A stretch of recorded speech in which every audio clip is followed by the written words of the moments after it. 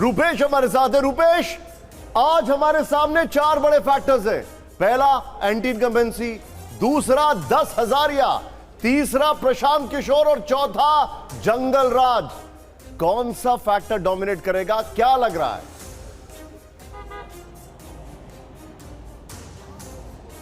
देखिए, लग तो ये रहा है निशान जी, आप वहाँ मौजूद हैं और वहाँ पर दिनेश गौतम भी मौजूद हैं। और दिनेश जी, जिस बस पर सवार होकर चूंकि इस चुनावी महाभारत के कुरुक्षेत्र में जिस महारथ पर महारथी बनकर आप घूमे पूरे बिहार, उसी महारथ पर 3 महारथी TV9 भारतवर्ष के, और जिस अंदाज में, जिस भव्य और दिव्य अंदाज में हमने बिहार का चुनाव कवर किया है, उसी अंदाज में आज हम रिजल्ट भी कवर कर रहे हैं। और 3 मुद्दे बहुत अहम रहे निशान जी, जिस तरह से आपने कहा, वो 3 मुद्दे सबसे ज्यादा प्रभावी दिखे। मुद्दे तो कई हैं, प्रशांत किशोर भी उसमें मुद्दा रहे हैं। मीडिया के या सोशल मीडिया के एक बड़े हिस्से को उन्होंने कवर किया और इसकी वजह से उनकी चर्चा हुई, उनका बज़ क्रिएट हुआ। लेकिन सबसे ज्यादा जो 3 मुद्दे जो ज्यादा प्रभावी दिखे, वो नीतीश कुमार, स्कीम्स और जंगल राज।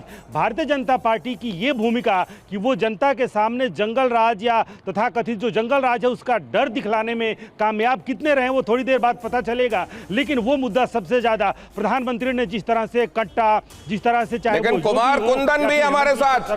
रुपेश, आप इंपॉर्टेंट बात कह रहे हैं, लेकिन अब ये कई जगहों से तो ये खबर मिल रही है कि वहां पहले से ही असल में वाटर कैनन इंस्टॉल कर दिया गया है। उनको कई जगहों पर ये लग रहा है, जैसे समस्तीपुर से खबर आ रही है कि शायद वहां पर, या और कई जगहों पर देखिए, भारतीय जनता पार्टी का दिल्ली में मुख्यालय है, जहां जलेबियां छनने लगी हैं, पूड़ियां पराठे बनने लगे हैं। तो क्या ये आम सुबह का नाश्ता है या असल में खुशियां मनाई जाने लगी हैं परिणाम से पहले ही? जी हाँ, देखिए, एक तो मोकामा में तैयारी हो रही है, रसगुल्ले और गुलाब जामुन वहां पर बन रहे हैं। एक बीजेपी दफ्तर में तैयारी हो रही है, जलेबी भी दिख रही है और पूरियां भी बन चुकी हैं।